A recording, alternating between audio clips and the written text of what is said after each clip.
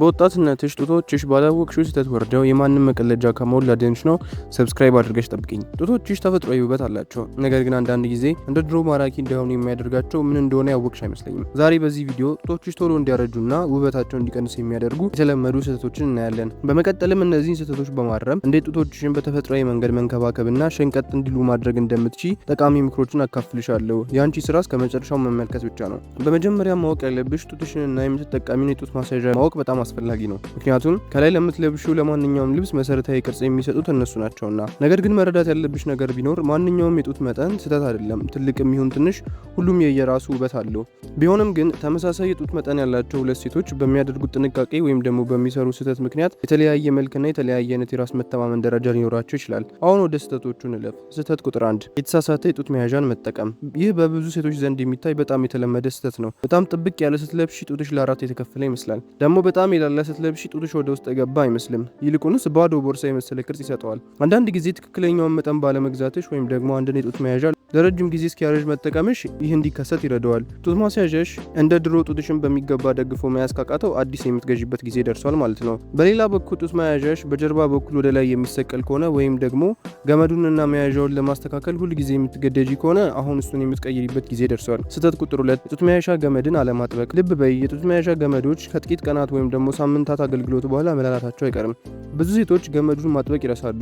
ይህ ደግሞ ጡቶችሽ እንዲንዘረዘሩና ጥንካሬያቸውን እንዲያጡ ያደርጋል። ይህንን የጡት መንዘርዘር ወይም ደግሞ መውረድ እንዳይታወቅብሽ ስትይ ደግሞ ሳታውቂው ትከሻሽን ታጎብጫለሽ ወይም ደግሞ እጅሽን ጡቶችሽ ስር ታቆላልፊያቸዋለሽ እነሱን ለመደገፍ። ይህም በምታደርጊበት ጊዜ ደግሞ ጡት ማስያዣሽ ሊሰጥሽ ያልቻለውን ድጋፍ በሰውነትሽ ለመስጠት ስትገደጂ ለመጉበት ትጋለጫለሽ። ስህተት ቁጥር 3 ጡቶችሽን የመደገፍ ኃላፊነት የጡት ማስያዣሽ እንጂ የእጅሽ አይደለም። የጡት ማስያዣሽን ገመድ ለማጥበቅ ብቻ እጅሽን ነጻ በማድረግና ጀርባሽ እንደነበረበት ትክክለኛና ቀጥ ያለ አቋሙ እንዲመለስ ማድረግ ትችያለሽ። ስህተት ቁጥር 4 አቋቋም ወይም ደግሞ ፖስቸር። ጎብጠሽ ስትቆሚ ጡቶችሽ ምን እንደሚመስሉ ታውቂያለሽ?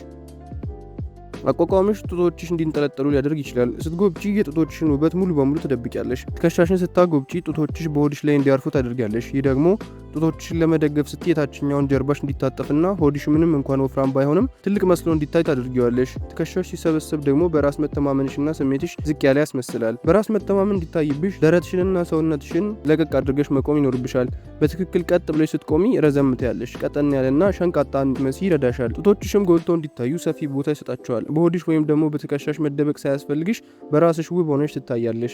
ስህተት ቁጥር 5 የአካል ብቃት እንቅስቃሴ አለማድረግ። አንዳንድ ጊዜ ጡቶችሽ በብብትሽ ስር በጀርባሽ ወይም ደግሞ በደረትሽ ዙሪያ ባለው ከመጠን ያለፈ ስብ ወይም ደግሞ ፋት ምክንያት ተደብቀው ሊለጠፉ ይችላሉ።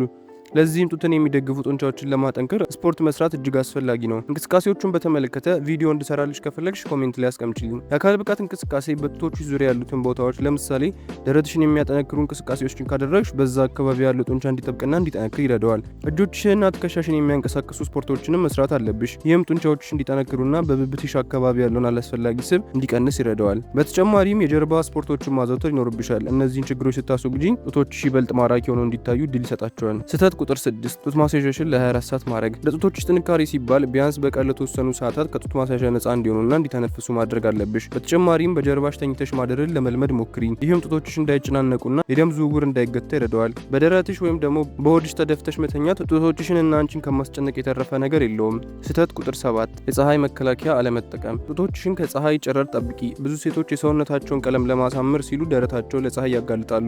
ይህ ደግሞ የሰውነትሽን ቀለም ቢያሳምርም የፀሐይ ጨረር ግን የጡቶችሽን ሴሎች ይገድላል ያቃጥላልም።